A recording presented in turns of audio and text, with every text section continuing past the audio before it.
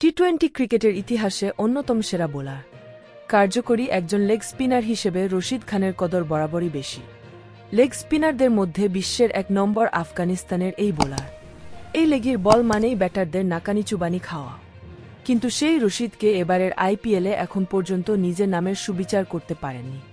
এবারের আসরে গুজরাট টাইটান্স দল হিসেবে দারুণ ছন্দে থাকলেও রশিদ ছিলেন মলিন।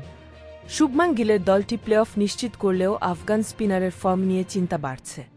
ব্যাটে কিংবা বলে চেনা সেই রশিদকে যেন দেখাই যাচ্ছে না।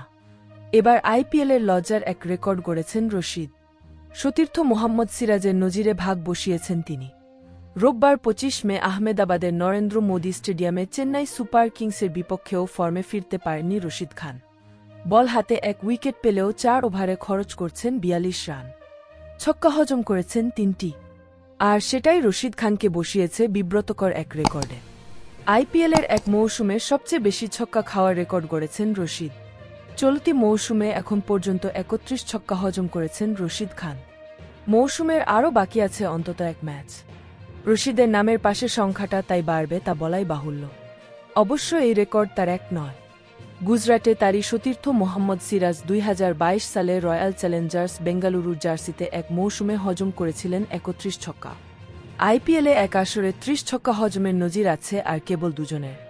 ২০২৪ সালে ভারতের স্পিনার যুজবেন্দ্র চাহাল এবং ২০২২ সালে লঙ্কান স্পিনার ওয়ানিন্দু হাসারাঙ্গা হজম করেছিলেন বিব্রতকর এই রেকর্ড। সবচেয়ে বেশি ৬ হজমের দিক থেকে পঞ্চম স্থানে আছেন ওয়েস্ট ইন্ডিজের ডোয়াইন ব্রাভো। ২০১৮ সালে হজম করেছিলেন ২৯ ছক্কা। উল্লেখ্য, গুজরাটের প্রধান খেলোয়াড়দের মধ্যে একজন রশিদ। এবারের আইপিএলে ১৪টা ম্যাচেই খেলেছেন রশিদ খান। নিয়েছেন মাত্র ৯ উইকেট। তার বোলিং গড় ৫১।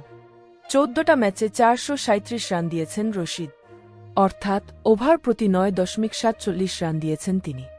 রশিদ ছন্দে থাকলে এবার আরও কিছুটা সুবিধা হতো গুজরাটের। কিন্তু তিনি ফর্মে না থাকায় দলের বোলিং আক্রমণের সমস্যা হচ্ছে। প্রিয় দর্শক, ভিডিওটি ভালো লাগলে লাইক, শেয়ার ও চ্যানেলটি সাবস্ক্রাইব করুন। ধন্যবাদ।